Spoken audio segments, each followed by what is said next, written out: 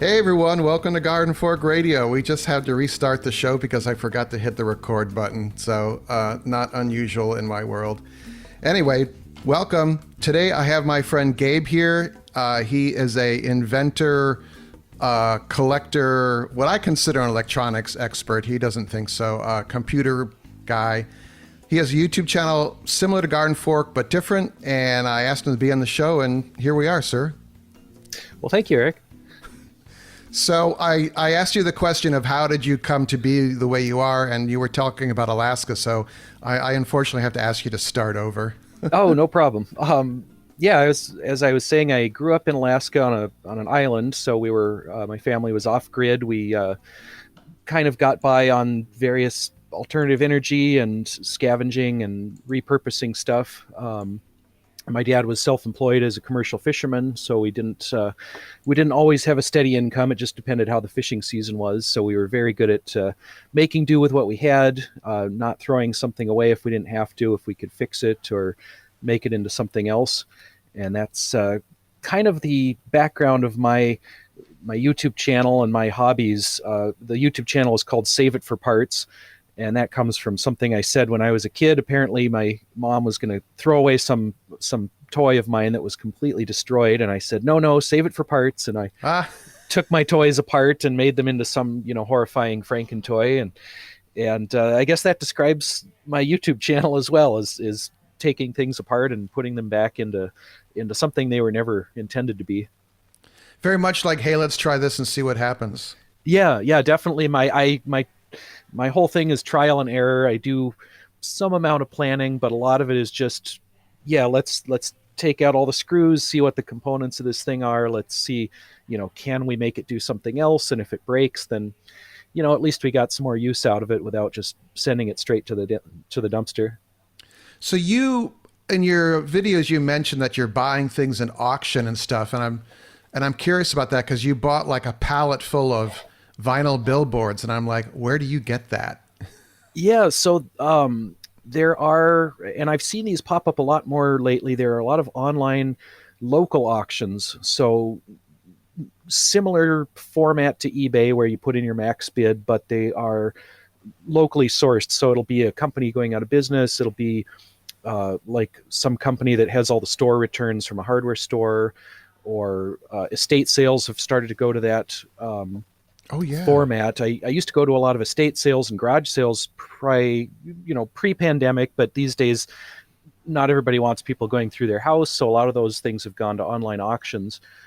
And so I find a lot of random things on there. Sometimes, like you said, it'll be a pallet of some kind of materials like these billboard tarps. Sometimes it'll be a science or education warehouse that's just being cleared out. It'll be small engines, boat parts, all kinds of stuff. DNA sequencer.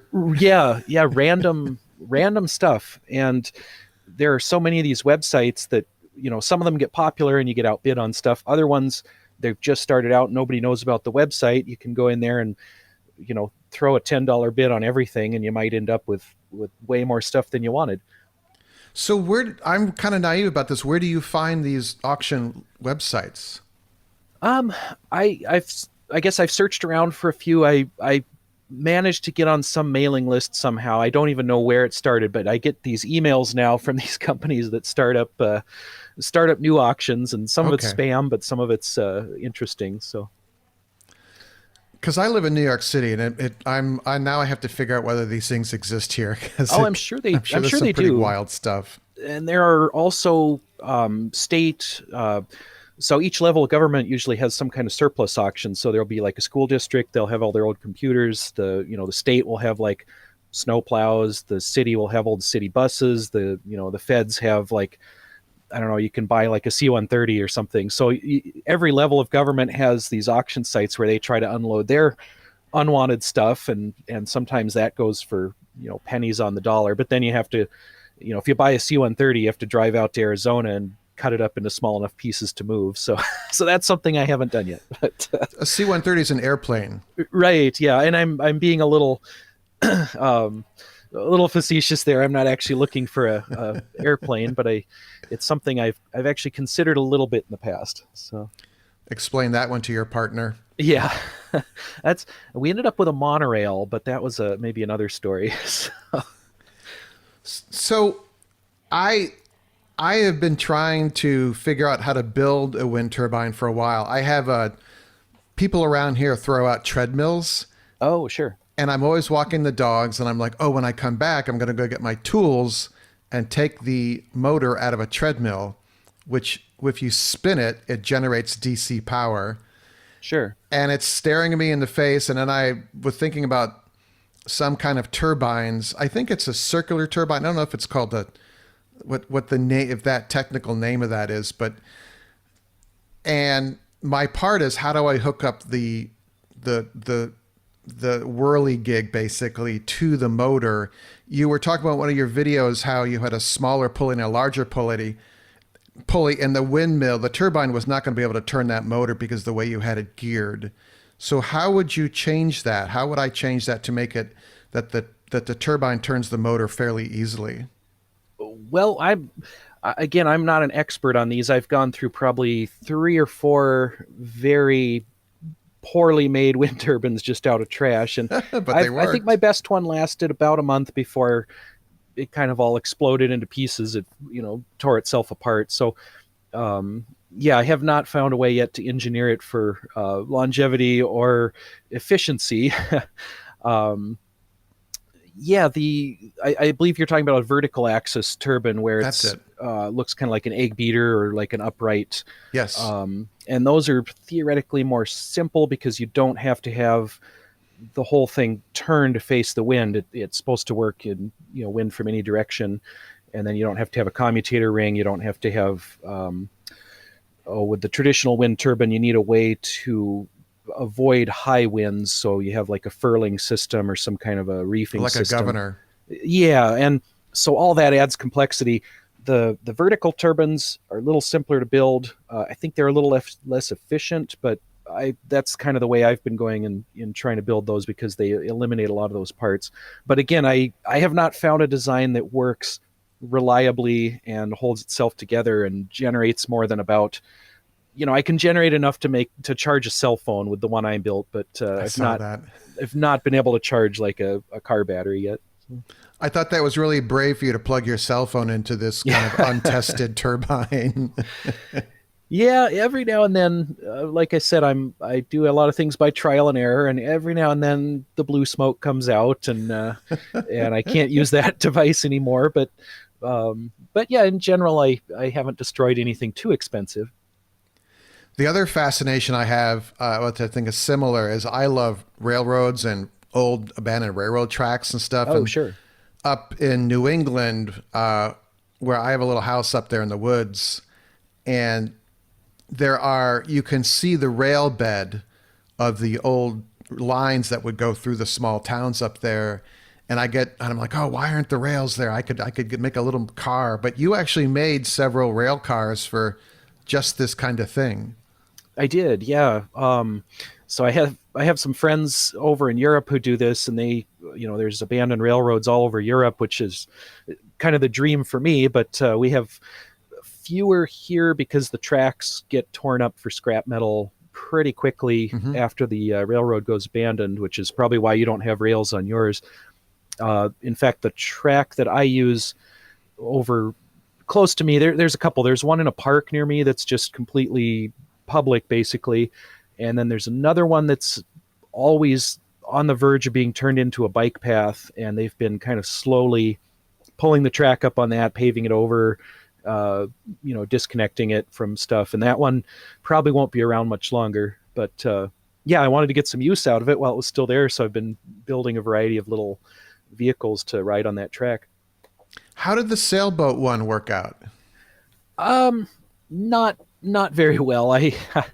I've sailed before. I've owned a few sailboats, so I thought I could, just slap a sail on a little train, and it's not as easy as that. Unfortunately, you have, obviously you only have one direction you can go, so you can't position your hull, your boat into the wind. You have only sail control, and yeah, basically it only worked downwind and only in very strong wind. And part of that was the rolling resistance of the wheels. My little cart was Yep. not that particular one wasn't very optimized. I think my bearings had started to wear out because I'd used it so much, and eventually it worked, but only downwind and only in high gusts essentially.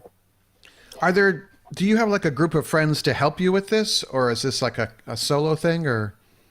Oh, I guess my friends are more moral support, and then every now and then they'll send me a link to something ridiculous, and if one of them finds an auction or something on Craigslist that they think I'd be interested in, my partner helps out a little bit. I do like to do a lot of my things solo because my own thought process and ADHD and technique and everything tend to work best if I'm the only one tinkering at it. But Yeah.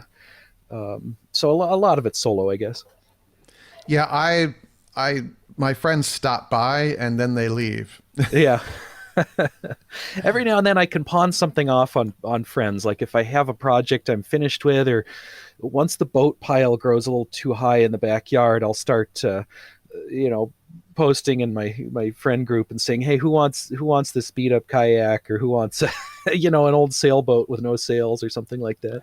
I saw that you had some kayaks, and I immediately thought about like a catamaran, I think is what it's called. Yeah, that's something I've thought of, and I don't know if I have two matching ones at the moment.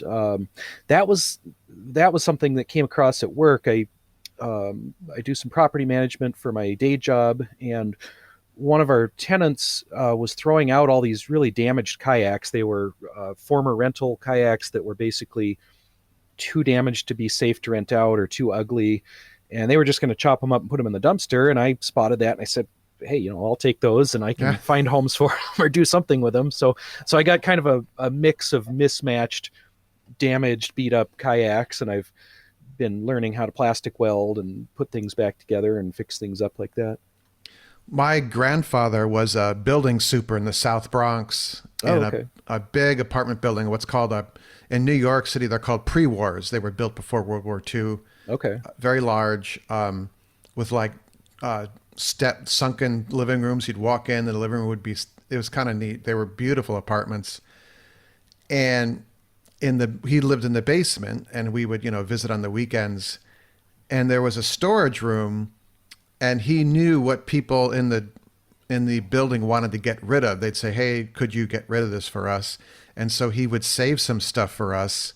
And I remember going through that room, and once we got a reel-to-reel tape recorder from the 1960s. Oh, nice. We could not figure out how to make it work. And then we got a Hallicrafters shortwave radio receiver, Oh, which nice. was pretty cool.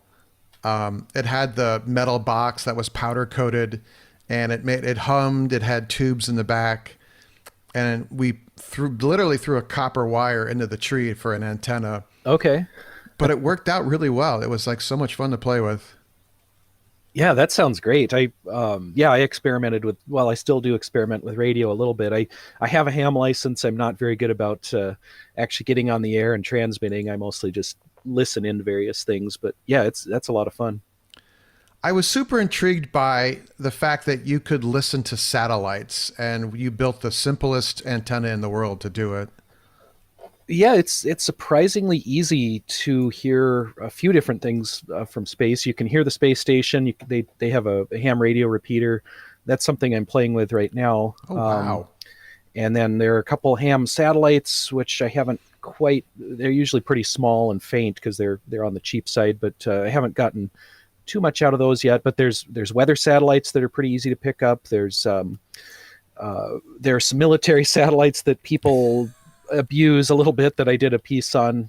They've some folks down in Brazil have figured out a way to use those as their own kind of personal CB radios. So I found that entertaining, even though I couldn't understand what they were saying at all. But yeah, there's quite a bit of stuff up in space that's surprisingly easy to hear.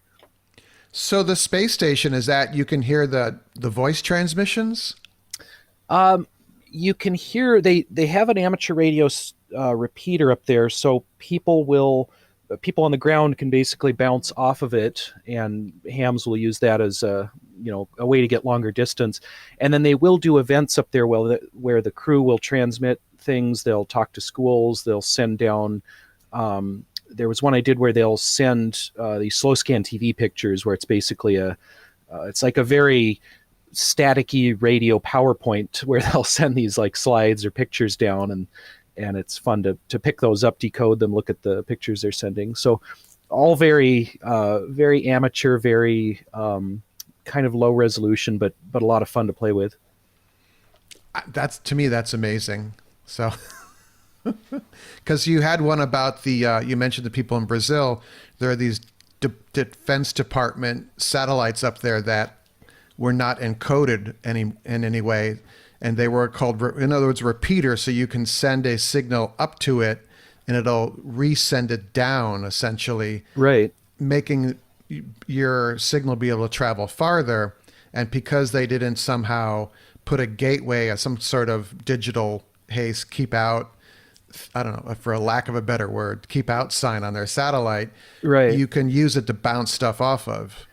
right. These are leftovers from the 70s that are still up there. And yeah, back in the 70s, the equipment to send a signal up to use it as a repeater was kind of military only. And nowadays, of course, you can get any radio you want for $30 from China, and you can modify stuff. And there's so much equipment that people have figured out how to use those frequencies, how to send stuff up. And if it's mostly places like Brazil, I've heard places in Russia where the government doesn't cooperate with the U.S. So I'm sure if you tried this at home, the somebody would be at your door, not very happy with you. But men wearing dark sunglasses, right?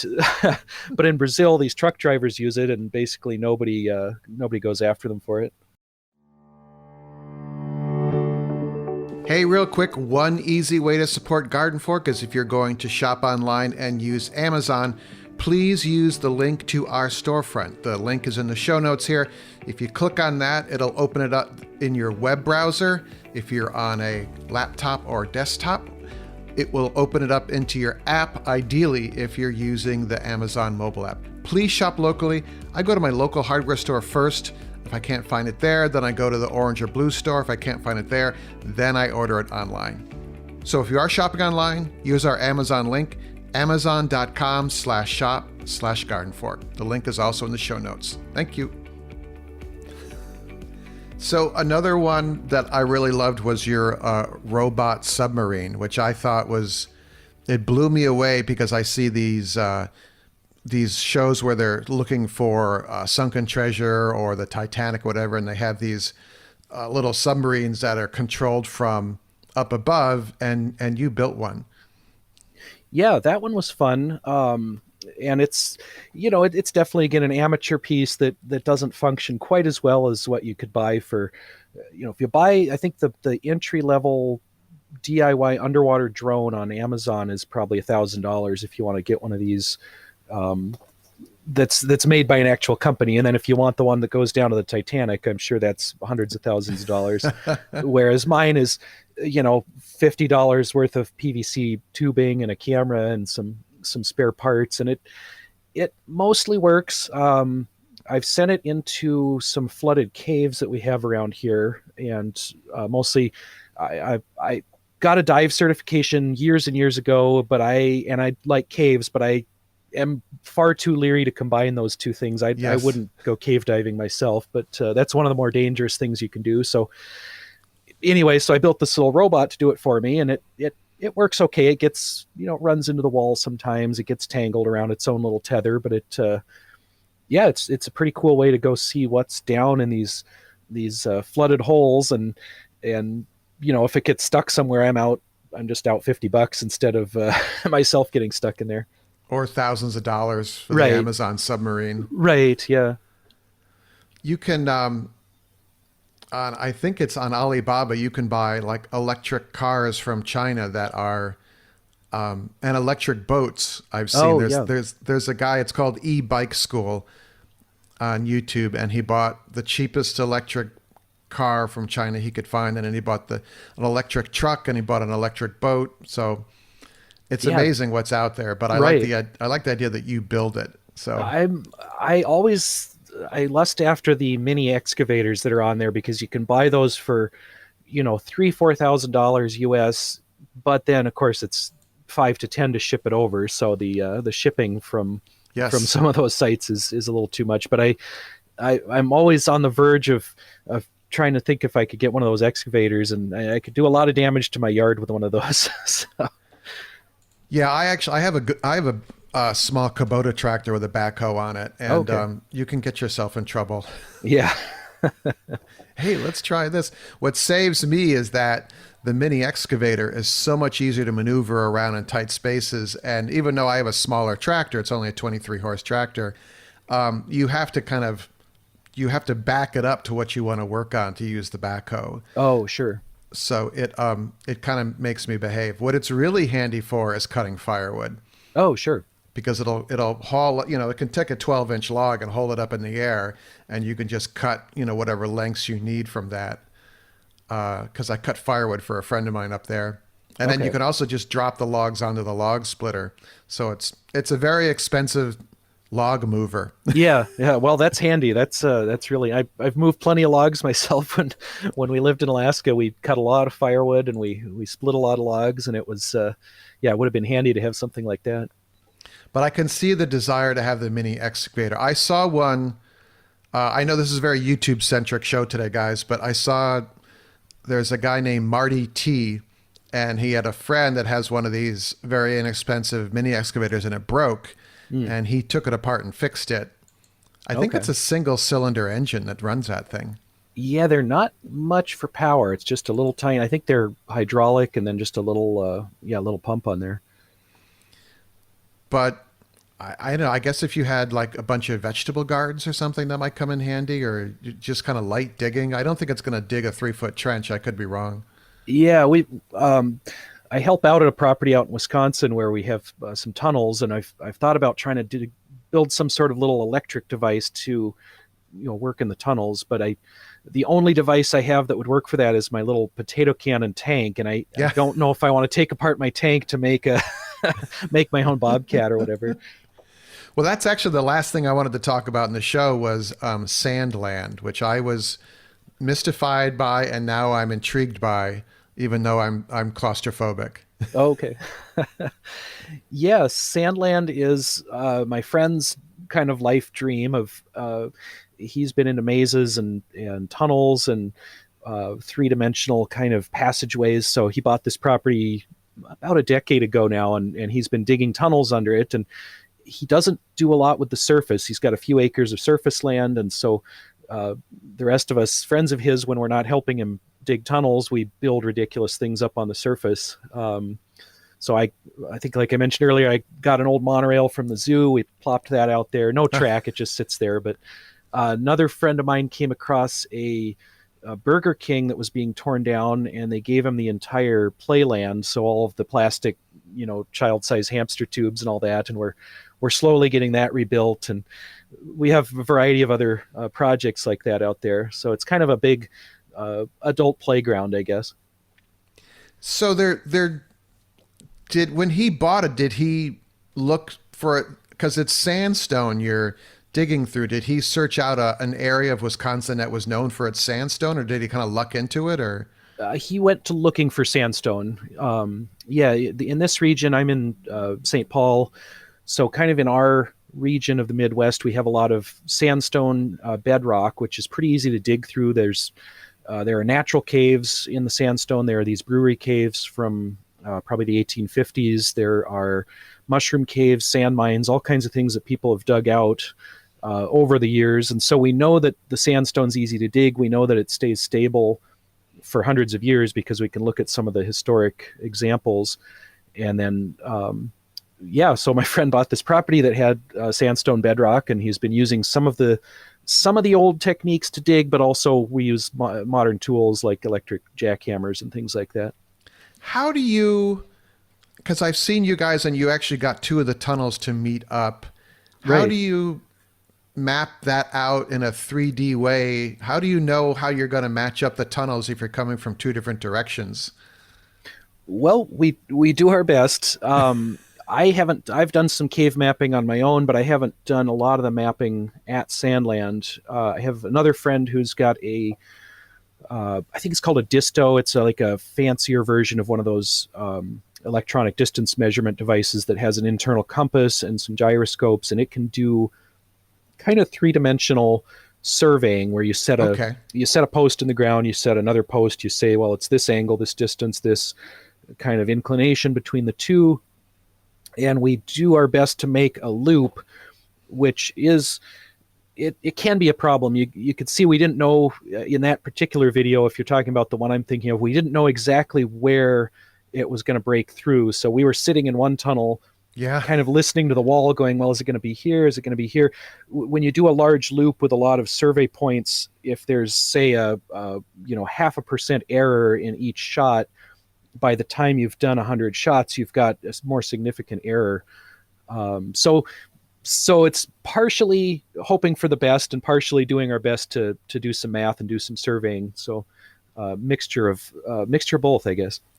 I liked how it was really good storytelling in kind of a DIY way, I thought. And I was like waiting for the breakthrough. And then you guys had champagne. Yeah. And I felt like you guys were like these explorers in the middle of nowhere. Yeah, we kind of wanted to recreate. I think there's a historic photo of when the Channel Tunnel broke through, when the French and the British construction teams met in the middle of the ocean, and they, Yes. shake hands through the hole and share champagne or whatever. So we wanted to recreate that to some extent.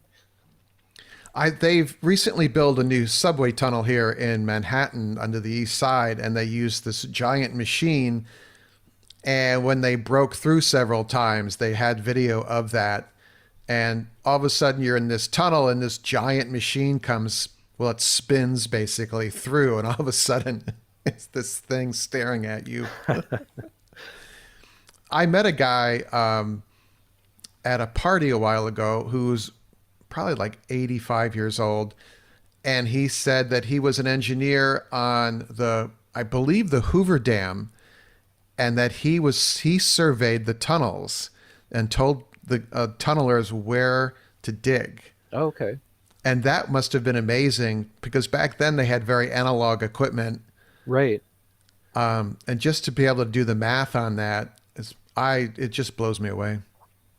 Yeah, it's my dad worked as a surveyor for the Forest Service for a while, and yeah, he talks about holding the stick and the transit and all the equipment that you use, and you have to get everything lined up just perfectly. And yeah, of course, this was all before computers, so everything was sight lines and angles and math, and you'd have to be pretty sure you're getting your lines right, or you'd have something off where it shouldn't be.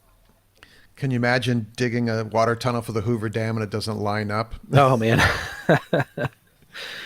I'm sure that's happened. Oh, I'm sure. Yeah, I think we've seen some, in our explorations of old brewery caves and things, we've seen tunnels that we're not quite sure why did they go that way. Where they, did they make a mistake? You can almost tell sometimes where you can see a tunnel started to go one direction and then it, dead ends and goes another direction. You can only imagine the conversation with the supervisor of what were you guys thinking? Oops. Yeah. So everyone, if you want to find out more about Gabe, it's Save It. Just type in Save It for Parts on YouTube. Is there any other place to find you?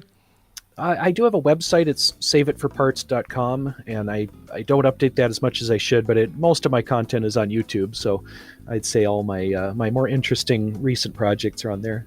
And some really cool coffee mugs and T-shirts and stuff. Yeah, I do have a little bit of merch on there. OSHA approved. I love that one. So Gabe and I are going to stick around. We're going to talk about finding old caves based on maps and history, which I'm very intrigued with. If you consider becoming a patron, you have access to the after show, my thoughts on the world, pictures of the Labradors, just kind of what I'm doing. Almost every day I post something. Sometimes there's gaps. Cup of coffee a month. If you're interested about that, there's a Patreon link in the show notes here. Otherwise, let me know what you all think. Do you have any more questions for Gabe? We could have him back on. The email address is radio@gardenfork.tv. Thank you, Gabe. Yeah, thank you. Garden Fork Radio is produced by Garden Fork Media LLC in Brooklyn, New York. Our executive producer is Jimmy Goose. For more information about Jimmy and the custom hollow books he makes, visit hollowbooks.com. The music in the show is licensed from audioblocks.com and uniquetracks.com.